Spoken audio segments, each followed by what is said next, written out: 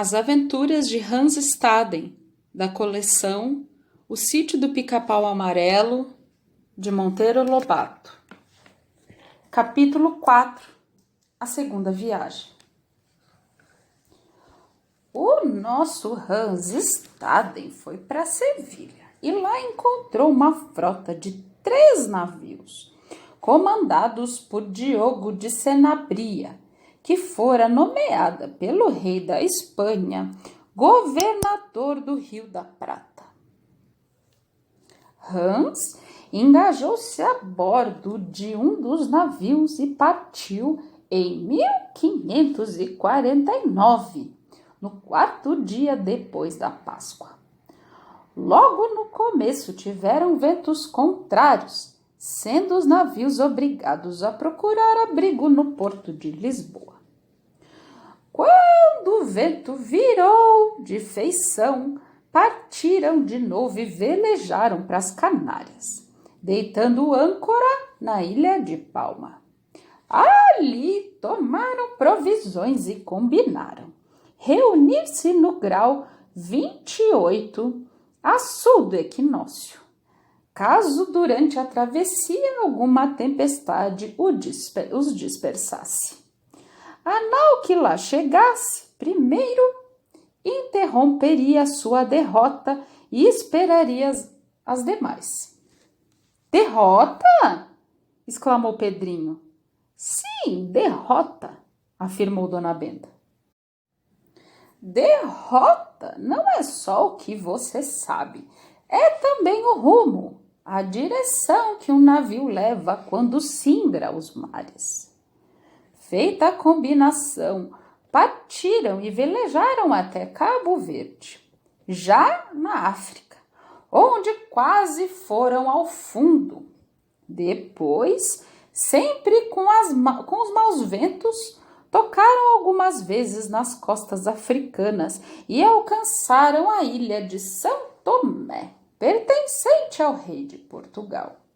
Em seguida, velejaram de novo, não tardando que uma furiosa tempestade dispersasse a pequena esquadra. Que azar! Exclamou Pedrinho. Era preciso muita coragem para ser navegante naqueles tempos. Pura verdade, meu filho. A navegação à vela foi uma epopeia. Que epopeia, vovó? Perguntou a menina. Eu sei, exclamou o menino. Epopeia é, por exemplo, os Lusíadas de Camões, não é, vovó? Não é, meu filho. Dar exemplo não é definir. Epopeia quer dizer poema em que o poeta canta uma grande empresa heróica, uma alta façanha. Os Lusíadas são uma epopeia. Mas a epopeia não é, por exemplo, os Lusíadas. Mas então, vovó, navegação é epopeia? É algum poema? Sim, é um poema não escrito, porque está acima das forças de um só poeta. Cantar a série infinita de dramas, heroísmos, abnegações e sacrifícios que enchem os anais da navegação. Pedrinho achou que bastava. Entendi, vovó, pode continuar. Dona Benta prosseguiu. A tempestade dispersou as 3 naus, sendo a em que ia o nosso Hans arrojada para a zona das calmarias. 3 meses ficou parada em pleno oceano.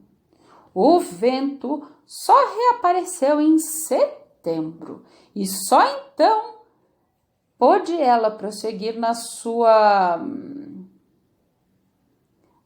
quê, Pedrinho? Derrota! Respondeu de pronto o menino. Isso mesmo, está certo. Vejo que minha lição não foi perdida. E prosseguiu sem incidentes na sua derrota até que um dia, a 18 de novembro, o piloto verificou a altura do sol e viu que estavam a 29 graus de latitude. atitude. Como é que se verifica a altura do Sol? Perguntou Pedrinho. Com um instrumento chamado sextante, e que nos permite calcular a longitude e a latitude, de modo a sabermos em que ponto do globo nos achamos. Fiquei na mesma, disse Narizinho. Mas continue, vovó. Pois é isso, minha filha. Eles verificaram que o navio estava no ponto marcado para a reunião e trataram de procurar na terra mais próxima abrigo seguro onde pudessem aguardar a chegada dos companheiros.